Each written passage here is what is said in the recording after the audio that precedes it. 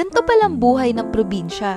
Hindi maingay, hindi mausok, walang deadlines at puno ng pagkain! Kamis naman ang luto sa bahay, kung meron lang sanang magbibigay ng pasalubong. Hear me out ha, pero nasasarapan na ba talaga kayo sa tig 300 na cookie croissants na nakikita niyo sa TikTok?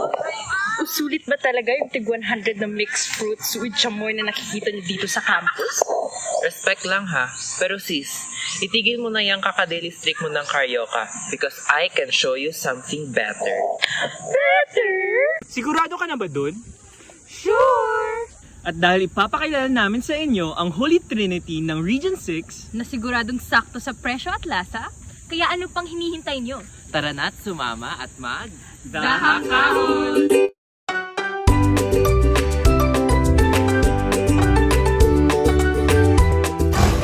Lumipad ang aming one-man team na si Reese para umuwi sa Negros Occidental at magbigay sa atin ng mainit, matamis at nakakatakam na piyaya. Kung ang Manila ay may Mary Grace Piatos, dito naman sa Bacolod ay meron kaming Bongbong's Piyaya. Itinatag ito noong 1984 ng mag-asawang Reynaldo at Maria Lomer Villan nang masbak sila para mabuhay ang kanilang pamilya. Ang noong tig-60 sentimo piyaya ay isa na ngayong malaking pangalan sa industriya. Talagang nakita nilang sumakses sila sa piyaya. Ang piyaya ay isang tinapay na karaniwang hindi nilalagyan ng yeast o pampaalsa. Dati, isa ito sa mga naging paraan para masolusyonan ang labis na produksyon ng asukal sa probinsya. Ito ay niluluto at saka pinapalamanan ng Muscovado.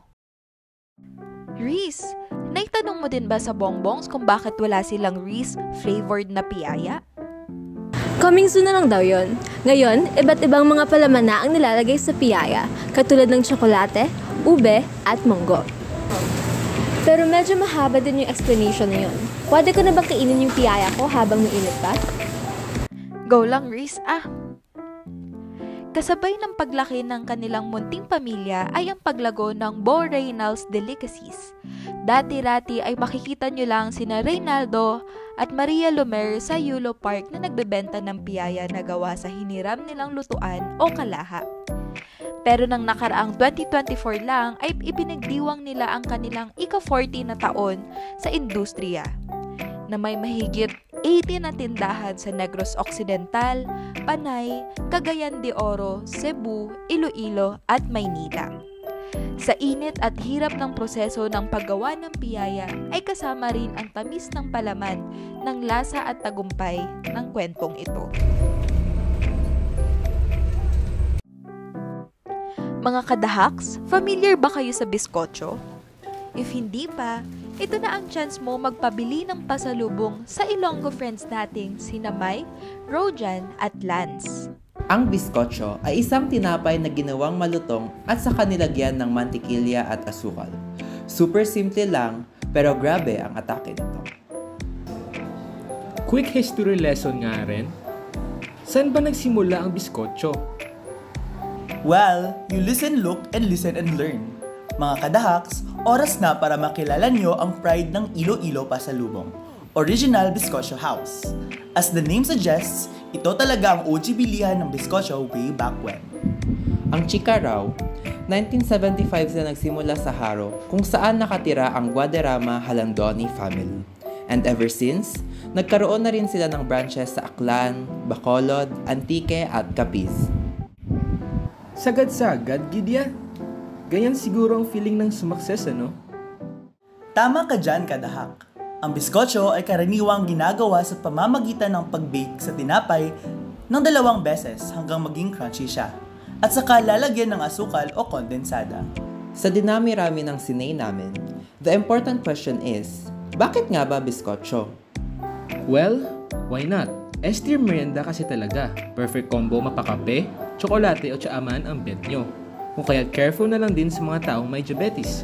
Sabi nga ni Maha, dahan-dahan lang. Nagtaka ka na ba kung ano pa ang meron sa Antique? Pwes, tara na sa Dahakaon.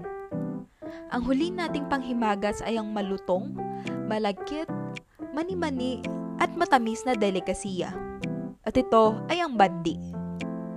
Ang bandi ay tinatawag ding peanut brittle at may dalawa itong uri. May mas madilim na kulay na gawa sa unpeeled nuts o hindi binanatang mani. At mas may maputing uri na gawa naman sa peeled nuts. Kahit magkaiba ang kulay, parehong masarap. Pero paano nga ba ito ginagawa?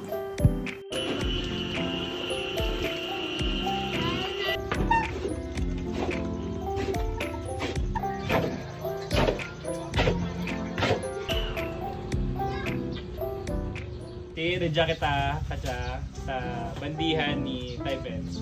So, Ty Benz, magpakilala ka na rin? Ako si Benz, sa ngaran kang Benz Bandi. Pero ang tutong ngaran na Melvin Bandula. Anong importansya or anong impact kang pamugram ka ba sa mga tagalawaan or sa mga taga-Atike? At yung impact sa may pamugram Bandi niya, kasi kilalagin tapos tunuwian din Tagalawaan.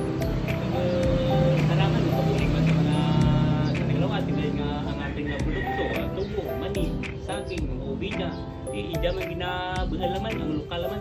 Ida ginapakal namin, pag-i-proseso namin.